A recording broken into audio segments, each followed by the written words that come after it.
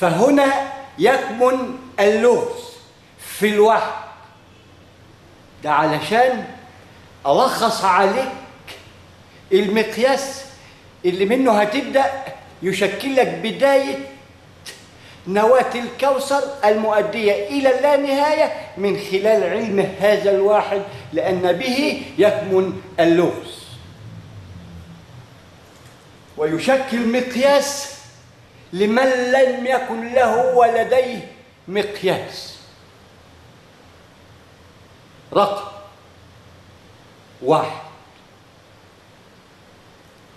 يصف لك كيفية الوحدانية بقانون الذرة عندما تكون غير قادرة عن الفصل المؤدي إلى الوصل، تعي أن دي آية ربانية وضعها لنا قسطاس مبين حتى نتعلم منه ونعمل بقانون المتشابهات اللي هو هيقدرنا عليها من خلال العلم اللي احنا هناخد بالسبب من خلاله ونسأله فيه، لأنه مش هيهبط عليك علم من السماء إلا إذا كنت سائل، وعندما تسأل لابد أن تعي نوع السؤال حتى تعي أين ضالتك، أين الضالة. فوجدت ولا الضالين، لقيتني أنا بقانون أضلين ضال كفاية، فسألت الله سبحانه وتعالى فوهبني ما تسمعه الآن وتراه من خلال الوصف القائم على علم.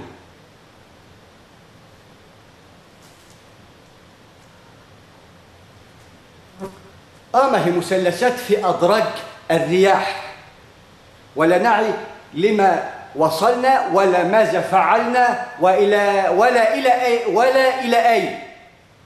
كمبيوتر سبحانه سخر لنا هذا، وصلنا لنواة الكوثر اللي ليها بداية فكرة أدت إلى اللانهاية في هذا المجال. يبقى رقم واحد يشكل لنا المقياس الأول، لأنه يعلمك أن الوحدانية لله.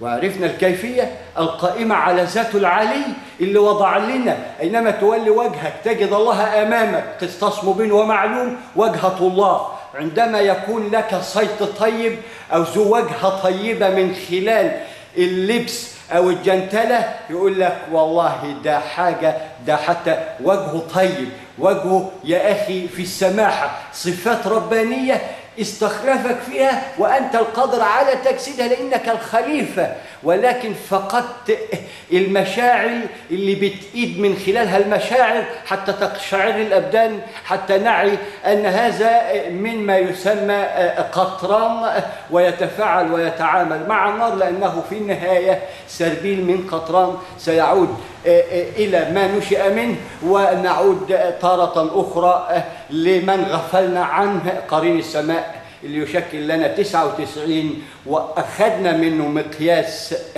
أعطانا إياه الله سبحانه وتعالى، وأعطاه هو غفوة بقانون والضحى، لأنها على طول مشرق لا مغرب بعده، فأعطاه غفلة بقانون ساعة أو بعض ساعة حتى يبحث عن ذاته في الأسفل في 70. انطلقوا إلى ظل ذي 3 شعب، روح وملائكة. الروح نوع الأمر، والملائكة اللي هي النفس اللي هي بتاع الأستاذ اللي نام فوق في غفلة، أنا إيه اللي عملته دي؟ إيه السوء اللي أنا عملتها دي؟ إيه الغلطة دي؟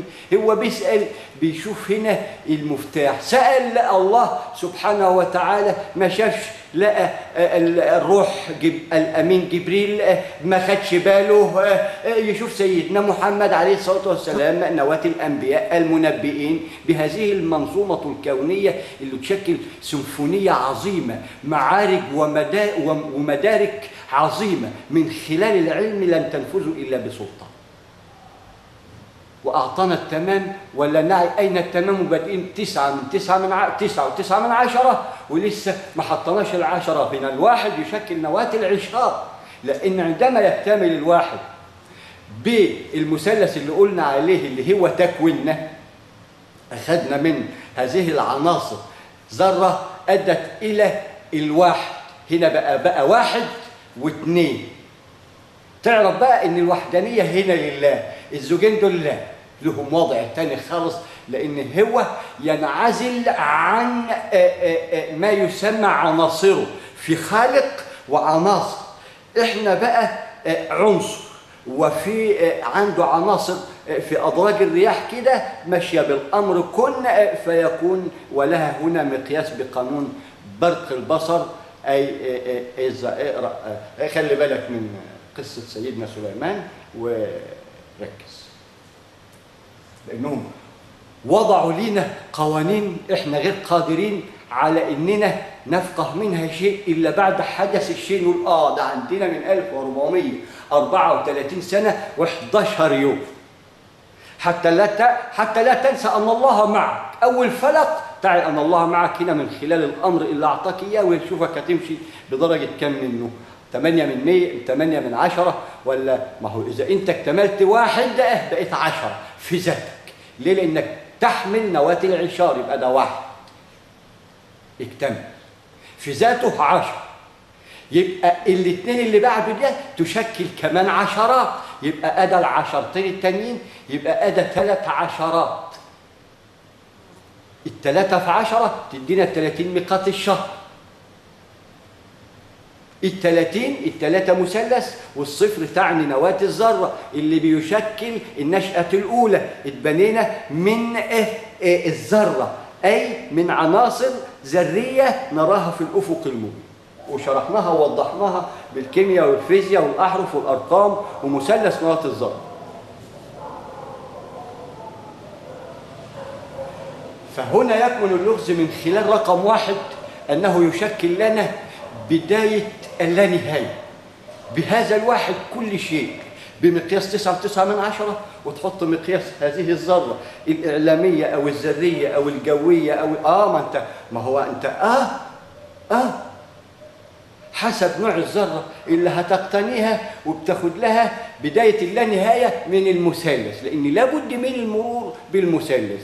إن لم تعي فاذكر آية العصر والعصر، وإن لم تعي فخد بالك من صاد أي الصيد الحرم. إن لم ترى فترى في بكة الصيد الحرم، وحط لك مقياس في الطير حتى تعرف إنك يا أخي الملك خير هذا الصيد صاد، وأنت خير هذا الصيد لأنك خير ملائكته، وكل يوصف بملائكة لأنه ملك لله.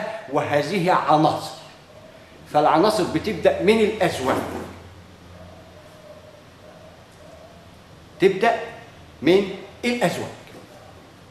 يبقى هنا رقم 1 يشكل نواة بداية مؤدية إلى اللانهاية، وتسمى نهر الكوثر في قانون الأرقام، وفي نهر الكوثر في قانون الأحرف، وفي نهر الكوثر في اللي ما لا عين رأت ولا أذن سمعت بقانون لأنه مقياس.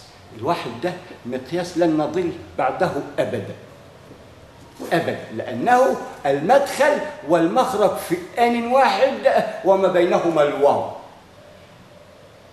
لأن عندما تكونت كانت تاء، طلعت أول الأزواج، ولذلك كانوا يقسموا بالله، يقول لك تالله تالله، لا تنسى أن الله خلق أول الأزواج. فاقترن من ذكائهم العلم القائم على الأحرف والأرقام اللي نزل لنا قرآن ولن نتدبره تالله والله وبالله ما تدبرنا.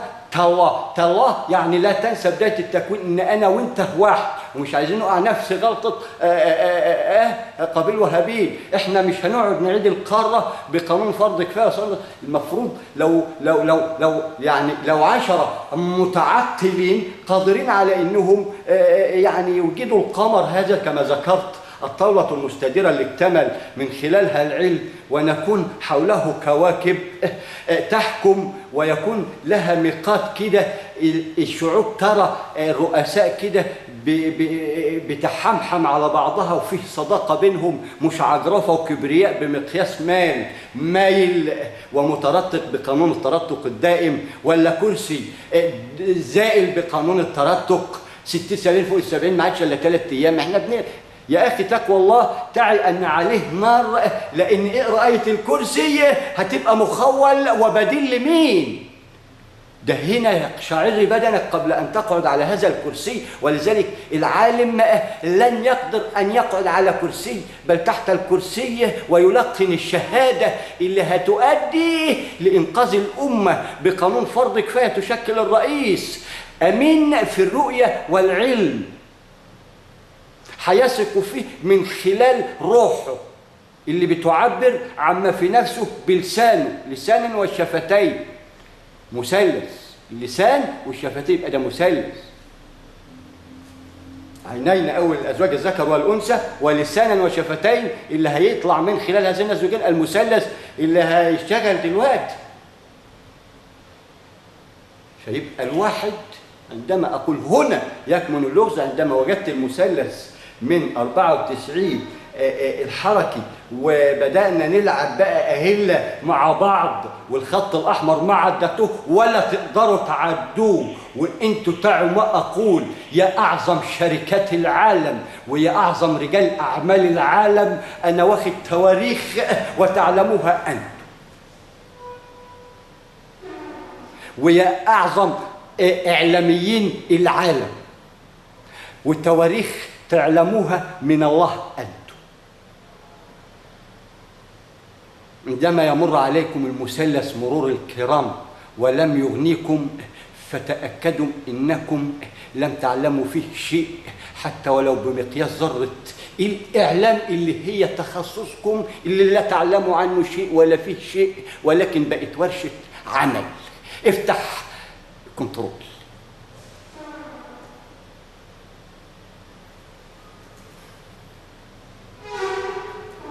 تقوى الله في العلم، والعلم يعني كل المجالات، لأن لا مجال بدون علم ولا دخول في مجال إلا ما تكون دارس علمه حتى يكون من الرابحين، لأن سوف يكون له قسطاس مبين يسمى اتخذتم على الله عهدا. أيوة، وجد لنا القرآن حتى نتعهد معه، لأن ما عادش أنبياء ووحي يجي مجسم وده خلصت. خير من جابت الأرض والسماوات. إحنا من التابعين عن علم ولا نقعد نلف وندور بقى ونضرب أهلة ملاش لازمة؟ خلينا نشتغل في الصراط أحسن.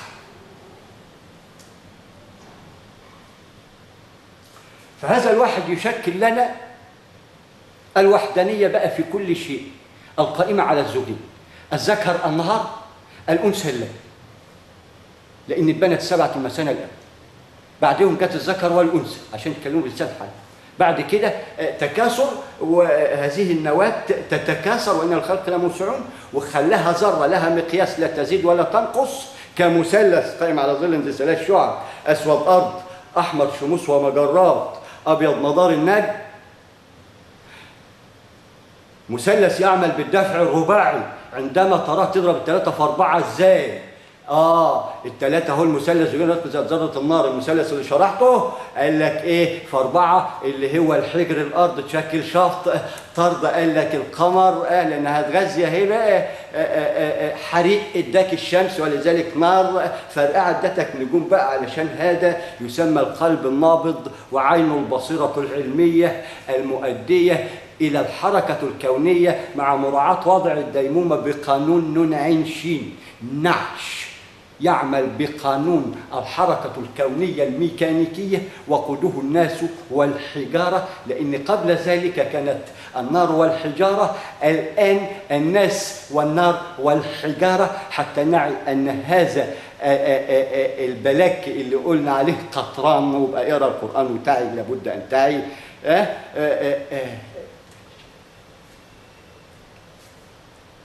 فكفانا لحس الأسفلت وليس بالثرى.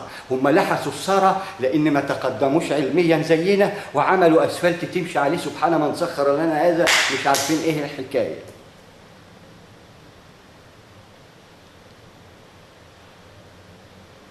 فرقم 1 يشكل لنا أعظم لغز وأفقه لغز، يشكل قشة قسمت ظهر البعير، لأن عندما خلق الله آدم وحواء كانوا بشكل شعراية. شوف جعل لك مقياس 2 في شعرة، دول هتشوفهم إزاي؟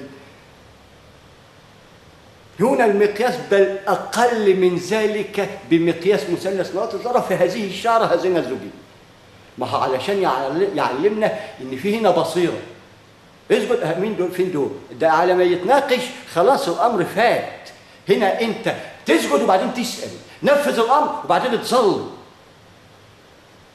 هنا كانت اللبس، ولكن اللبس ده لابد منه اللي هو شكل الحراره بقى، شرط ضغط حريق فتح. ميكنه كونيه ينزل بلسان حالها، اثنين يجسدوا ميكنه بشريه ولم يتدبروا في الميكنه البشريه المؤديه الى التدبر في الميكنه الكونيه.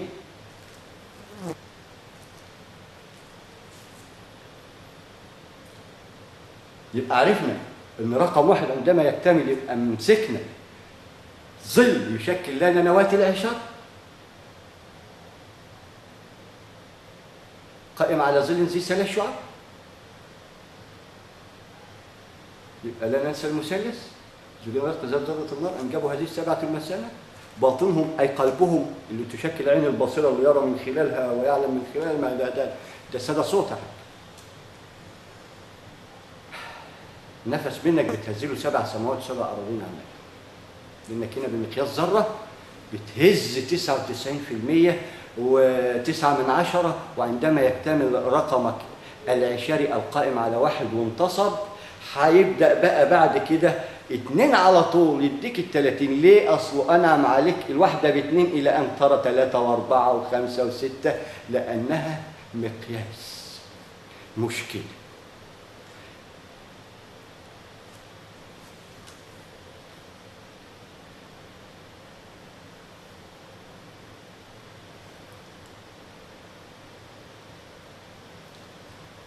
فهنا عرفنا يكمن اللغز في رقم 1 إيه؟ شكل لنا النواة المنظومة الرقمية القائمة على نواة العشار مثلث العبادات. واذكر أول نواهي أعطاها لك 10 حسنات، وإن لم تعل 10 حسنات اذكر 8 أنعام والزوجين الذكر والأنثى نواة العشار اللي هي منها خلق آدم.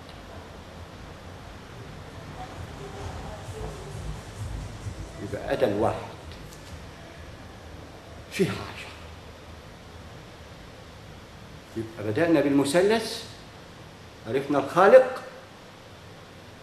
صاحب هذه العناصر وجد لنا أزواج، يبقى أدى المثلث. يبقى معانا فوق وتحت، تحت من خلال القانون والدستور اللي وضعوا لنا والمعارك المرئية إلى أن يرينا ذات العلي من خلق هذه العظمة الماء بالماء، وخلقنا منها أنا والزوجة ماء بالماء، ووضع بيننا مثلث الحرم لنا قسطاس وللزوجين قال لك الثلث لك، الثلثين لك وللذكر مثل حظ الأنثيين، يعني لك التلتين وهي التلت.